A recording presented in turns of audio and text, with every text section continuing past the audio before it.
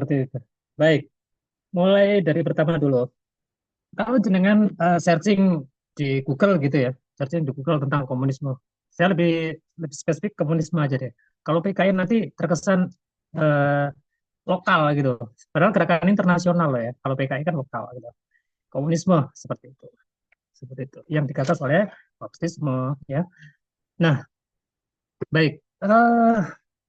Saya akan awali dan akan saya soroti tentang apa sih berbahayanya bagi Indonesia itu sendiri. Mungkin silakan Anda searching gitu di Google gitu, mengarah kepada ciri dari komunisme itu sendiri.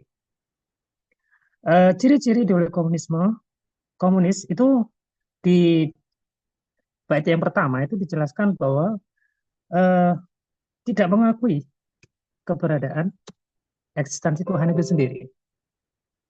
Nah, di Indonesia kita gitu mayoritas kan beragama gitu dan meyakini bahwa alam manusia, kehidupan yang ada di dunia ini adalah diciptakan oleh Yang Maha Kuasa, jadi Allah SWT. Nah, kalau PKI itu atau komunis itu hadir di Indonesia, maka jelas akan mengakibatkan berbagai persoalan, berbagai persoalan. Kenapa saya katakan nanti akan menjadi berbagai persoalan? Coba kita eh, berawal dari tidak mengakui keberadaan Tuhan, maka yang menjadi cara berpikirnya komunis itu adalah satu, akal. Nah, akal yang dipakai itu adalah bukan didasarkan pada syarat atau yang menciptakan langit dan bumi terkait dengan kehidupan, halal haram makruh mubah, itu mereka nggak mengenal hal itu, nggak mengenal hal itu. Maka yang terjadi mereka melakukan berbagai hal yang dianggap benar menurut mereka, terlepas nanti resikonya seperti apa. Mereka nggak ngerti di akhirat nanti seperti apa, nggak peduli karena mereka tidak mengenal akhirat. Maka yang ada adalah kehidupan di dunia ini. Gue lagi di dunia, suka-suka gue semacam itu. Jadi mencuri pun bagi mereka tidak ada sanksi nanti kelak di akhirat. Membunuh pun begitu juga, nggak ada sanksi juga di akhirat bagi mereka. Makanya mereka kalau Bang Aminin tadi menceritakan tentang kekejaman PKI, ya kan, kekejaman komunis dan sebagainya, terus itu wajar mereka lakukan, gitu. Itu wajar. Kenapa? Ya karena mereka nggak memiliki apa, cara berpikir yang benar, gitu loh. Karena cara berpikir mereka adalah hawa nafsu mereka. Nah, eh, selanjutnya, kalau saya dengar cerita tadi oh, yang cukup serem-serem tadi, ya memang iya yang terjadi semacam itu. Bahkan akan terjadi pembunuhan dan sebagainya, itu pasti akan terjadi. Karena cara berpikirnya adalah memandang suatu benar dan salah itu bukan halal haram, akhirat tidak. Maka yang dipikirkan adalah sesuai dengan hawa nafsunya. Yang penting nafsunya tercapai, nggak peduli apapun. Itu yang dilakukan oleh komunis. Misalkan begini, kalau ada uang jatuh gitu ya, kalau ada uang jatuh, nggak ada orang, bagi komunis gitu ya, komunis yang nggak mengerti dosa dan sebagainya. Eh, di saat sepi orang gitu, kira-kira uang itu akan diambil atau tidak? Kira-kira seperti itu jawabnya. Kalau banyak orang, apa yang terjadi? Mereka akan malu untuk mengambilnya. Seperti itu. Nah, eh, itu hal paling sepele eh, cara berpikir daripada komunis itu sendiri. Banyak hal sebenarnya kalau kita teruskan. Karena gini, akal itu ketika menjalani kehidupan di dunia, eh, kemudian apa tidak menggunakan halal haram, makruh mubah, terus apa setelah ini kemana? Karena komunis sendiri tidak tidak apa ya, tidak tidak sampai akalnya ke sana. Gitu. Dan ada beberapa salah satu yang tenar di TV TV konvensional itu sendiri yang sangat tenar, salah satu seorang ya biasanya mereka mengajarkan tentang filsafat dan sebagainya gitu. Dia itu bat itu tahun 2005. Dia bergelar seorang profesor dan sebagainya. Manakala gini, awalnya dia terlahir sebagai seorang Muslim. Tapi apa yang dipelajari itu tentang filsafat ya, Marx ya, tentang Plato, Cicero, tentang filsafat semacam itu. Akhirnya dia tidak percaya dengan adanya Tuhan dan menganggap Tuhan nggak ada menurut dia. Tapi ketika tahun 2005, pas ibunya meninggal, disuruh azan saat itu. Nah, di situ dia menemukan gimana? Disuruh azan terus bingung, dia akhirnya nangis di situ. Saya saya kok anu ya, kok tiba-tiba kayak gini. Sementara pelajaran yang saya pelajari di Plato, di di Cicero dan sebagainya, itu tidak pernah saya jumpai bahwa setelah di dunia ini adanya alam akhir. Tidak diketemukan. Artinya apa? Menganggap filsafat itu sangat dungu, filsafat itu sendiri. Apa yang terjadi? Dia anti agama saat itu. Begitu tak tahu bahwa setelah dia masuk kuburan disuruh adzan, baru dia mengerti bahwa dia setelah kehidupan itu ada yang namanya akhirat. Nah, sebelum sampai dengan pasal nanti saya akan jelaskan nanti ya. Saya akan terus coba eksplor nanti contoh-contoh dan sebagainya tentang komunis itu sendiri.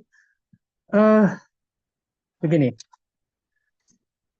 terkait dengan apa apa yang mendasari dari komunis itu sendiri, cara berpikirnya adalah akal. Akal itu yang terbatas dan cenderung menggunakan hawa nafsunya, maka yang terjadi kekacauan di mana. Cara berpikirnya apa? Cara berpikirnya adalah yang penting hawa nafsunya tercapai, entah membunuh, ya kan, entah merampok, entah apapun itu. Karena apa? Yang ditakutkan di dunia itu bukan dosa kok, enggak, bukan dosa yang ditakutkan itu. Yang ditakutkan itu sanksi sosial, hukuman dan sebagainya. Coba kalau orang Islam gitu, orang yang beriman gitu, orang Islam, orang yang beriman, sekalipun dia sendiri masih berpikir-pikir itu takut dengan namanya akhirat. Nah, kalau komunisme, apa yang terjadi? Hawa nafsu yang menjadi tolak ukurnya dia, maka cenderung akan melakukan kejahatan-kejahatan yang menghalalkan segala cara seperti itu. Termasuk penculikan, pembunuhan yang sejarah kita mulai 7 jenderal yang dibunuh dan sebagainya itu karena dianggap jadi penghalang bagi terwujudnya tujuan mereka. Nah, itu yang terjadi, membunuh dengan cara yang sangat fatal dan apa yang penting cita-cita tercapai sekalipun dengan cara membunuh karena mereka tidak pernah berpikir bahwa ini dosa. Enggak, enggak di situ. Nah, makanya wajar eh, diterbitkanlah gitu Majelis TAP MPR gitu ya, eh, nomor Romawi 5 MPRS tahun 1966 terkait dengan pembubaran PKI itu sendiri. Pada saat itu dipimpin oleh Soeharto saat itu. Makanya eh, pembubaran tersebut itu didasari pada TAP MPRS ya kan, Romawi 5 tahun 1966. Saya bacakan sebentar ya. Pembubaran Partai Komunis Indonesia, pernyataan sebagai organisasi terlarang di seluruh wilayah negara Republik Indonesia bagi Partai Komunis Indonesia dan larangan setiap kegiatan untuk menyebarkan atau mengembangkan paham atau ajaran komunis, Marxisme, Leninisme. Seperti itu. Ya. Jadi kalau mengembangkan, mengajarkan aja nggak boleh, gitu loh. Jadi kalau di tengah masyarakat, semacam di Indonesia lah ya, di Indonesia terus ada indikasi yang mengarah kepada komunisme, terus jenengan coba untuk melaporkan, gitu ya, melapor kepada pihak yang berwenang, gitu. Kemudian pastikan gitu, ketika memang benar-benar ada misalkan yang betulan jenengan jumpai, ya segeralah gitu ya, laporkan, gitu. Laporkan.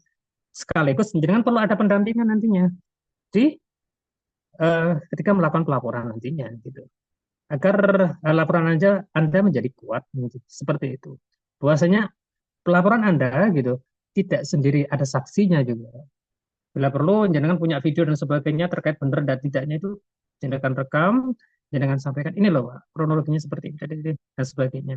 Bahwa benar, nah ini bertentangan dengan TAP MPR nomor Romawi 5 MPRS tahun 1966. Peraturannya ada loh Pak. Gitu. Ada peraturannya.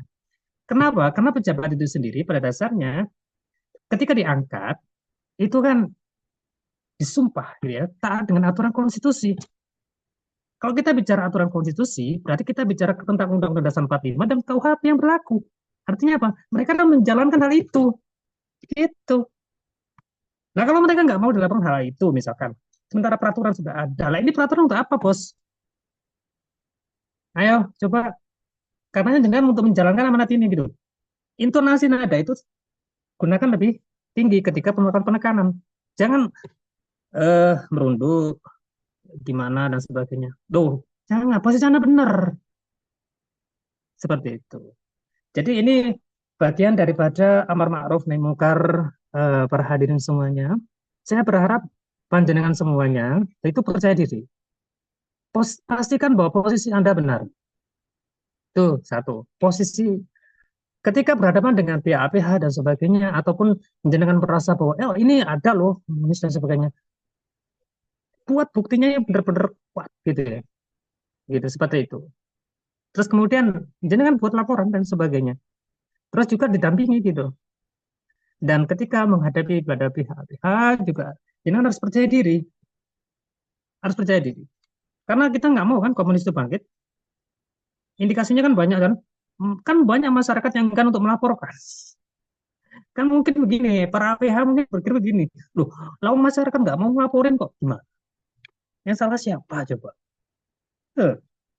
Seperti itu.